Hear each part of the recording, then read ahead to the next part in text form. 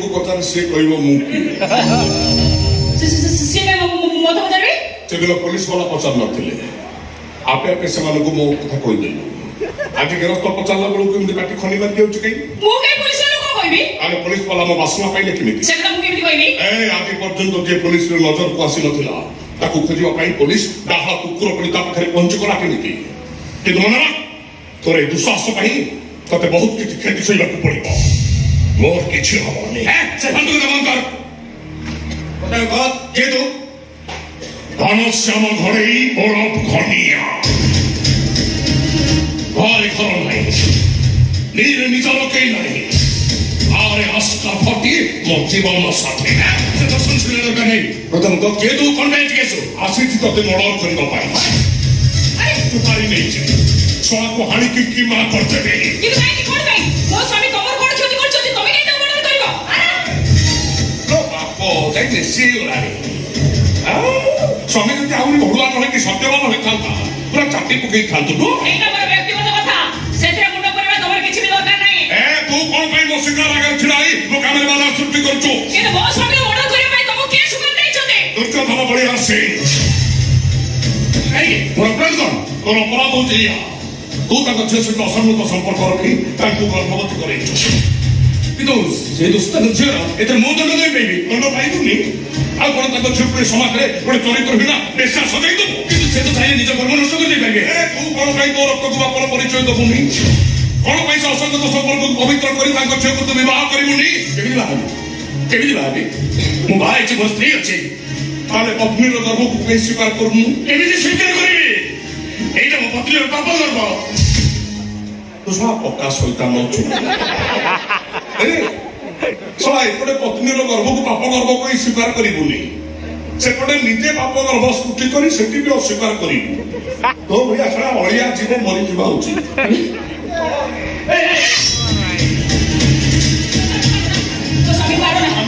ଅଳିଆଟା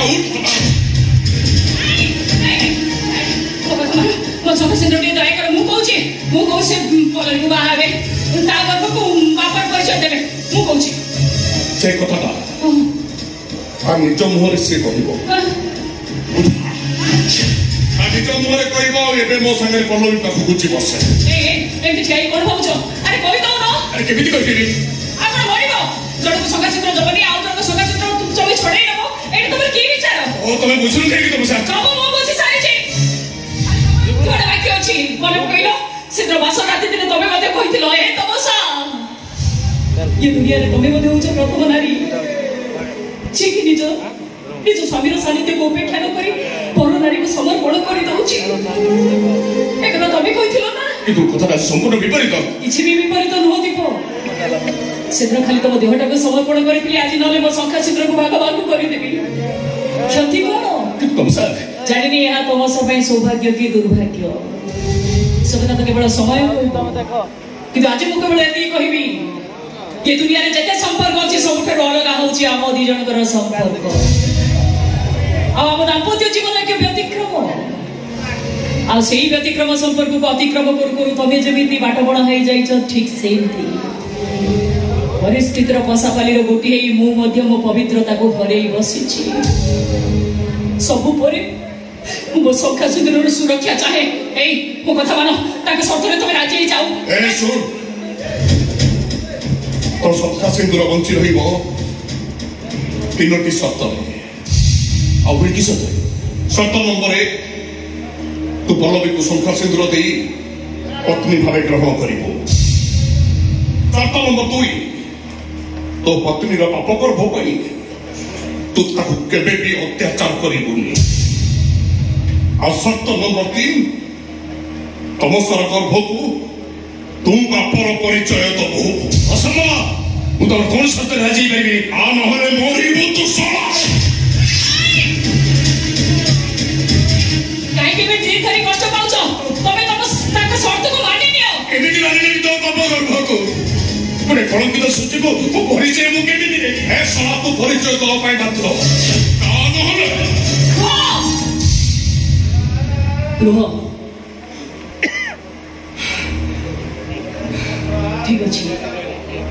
मो गर्भ मोर से तुम पाखे कौन दिन किसी भी अभियोग करी कि आपत्ति भी करी कि अन्य सब शर्त तुम राजी हो जाओ तुमको मोर आण ठीक अच्छे मु तुम सब शर्त राजी चल चल कल पाखक ए शुण जीवा पूर्व तो पत्नी की तू कहीदे सी जमी केवे भी आते कहबनी रही जाए साथी राति कपाई आवश्यक नहीं मुझे पाप गर्भ कर गर्भवती हो जाए मो स्वामी पाखे मोर आ कम किसी कम नहीं तेणु मुझे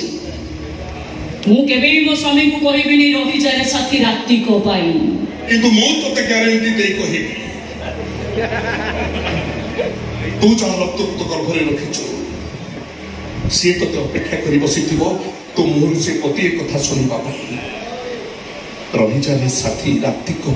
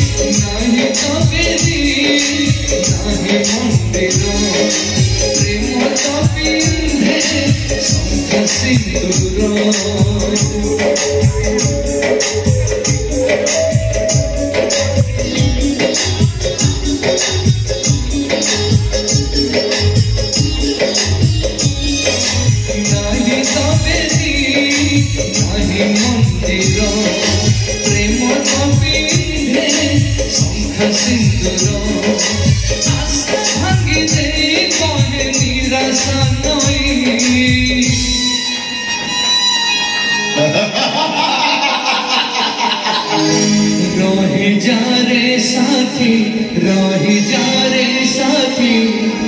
रही जा रे साथी राति को पाई रही जा रे साथी राति को पाई रही जा रे साथी राति को पाई